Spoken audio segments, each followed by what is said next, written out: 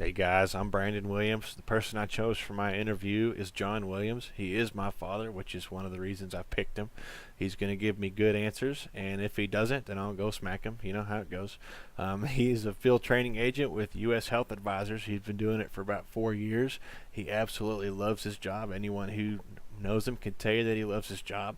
And the main reason I picked him for this is because he has been around the block so many times when it comes to healthcare communication, especially between patient and provider. He kind of understands this gray area.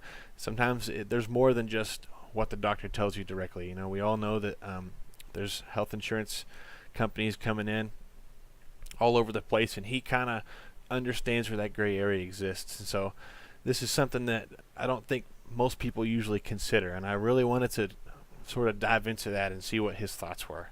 All right, so let's jump into the questions. Okay, for the questions themselves, I have them pulled up here on the screen. Questions I asked him are on the left side of the screen. His replies are on the right side of the screen. Started off real basic, obviously. What's your title, position? Please explain briefly what you do. He's a field training agent, like I mentioned before, with U.S. Health Advisors. He goes around and recruits and trains others basically to do what he does, and I know he loves to do that.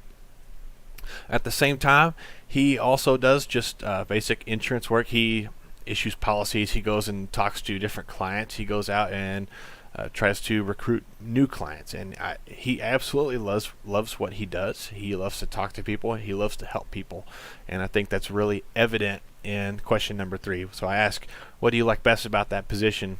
What do you like the least? And he replied, the thing I like most about my job is being able to help people. This is very evident. If you ever meet or get to know my father, he loves to help people. He's very kind-hearted. He's got a servant heart. And it's also evident in what he likes the least about the position. What he likes the least is telling somebody that he can't help them. And he has voiced that sort of opinion to us several times at home.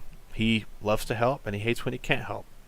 So getting into sort of the meat of the interview here, I really wanted to discuss numbers 6 and 7. He answered these questions in a way that I found extraordinary.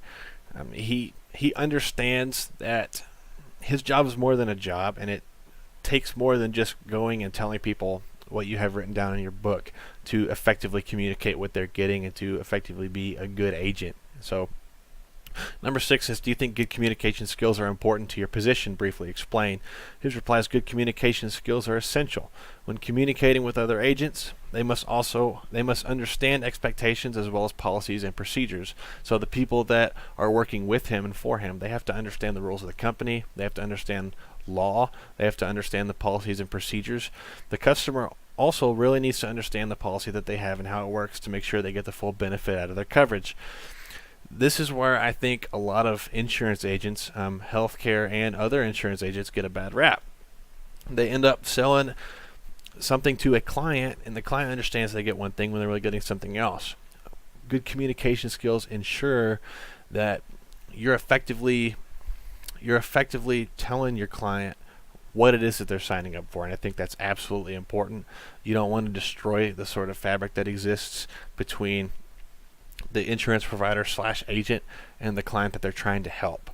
Number 7 says, how can success vary for individuals who possess excellent or poor communication skills? So his response, when a customer buys a policy, they're really buying what the agent has told them. This really stood out to me because it couldn't be more true. When you buy anything from someone, you're subscribing to what they tell you about it. And so if what they tell you is either accidentally or intentionally, sometimes in the case of malice, if it's a lie, then you're really doing them a disservice, because they're going to buy what they think is right for them. And so you want them to understand what they're getting, and you want them to be sort of all in on that commitment. I was really proud of his answers on that, because to me it kind of upholds his sort of moral integrity. And I think, like I said before, I think insurance agents get kind of a bad rap all the way around, just because I think a lot of times they sort of just kind of push what they need to push and not really consider the outcome. One last thing before we wrap things up here is I wanted to talk about number 10 really quick. It says, briefly discuss your level of business in a given work week and how do you deal with work overload.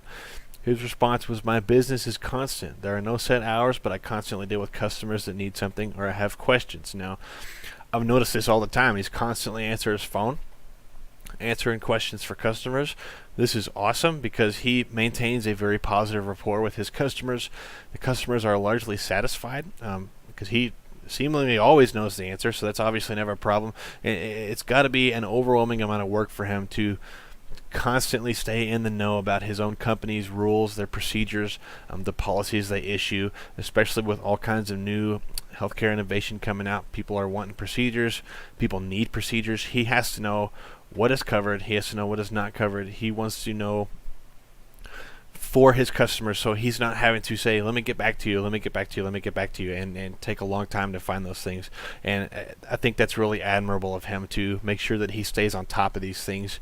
I think that what drives his very, very solid clientele base is the fact that he so effectively communicates what the company is providing to the customers, and I think that's really awesome. He has to stay informed. It's not something he can just do off the top of his head, and I think that's a really solid base of communication skills is where that comes from. So to close everything out here, I really hope that the questions I asked him are as evident as I believe they are at showing how important having quality communication skills and a very solid base of communication skill is absolutely paramount to your job and success. And like I said, my dad loves his job, and it's so obvious, it's so clear that his ability to communicate effectively with his clientele is, without that ability, I don't know what he would do, and it's obviously not a job for everyone. That's kind of what I took away from this whole thing, and it sort of makes me step back and think to myself, what can I be doing in my career? I work in the fire service, to sort of take the extra 2 seconds it takes from time to time and evaluate what I'm saying to people that we're caring for, people that we're talking to, people that we're educating, and consider what sort of communication methods I'm using and how they can be improved so we're communicating effectively. And that's really what I pull away from this whole interview. I really enjoyed asking him these questions. I like hearing what he has to say. I think he's a very thoughtful individual.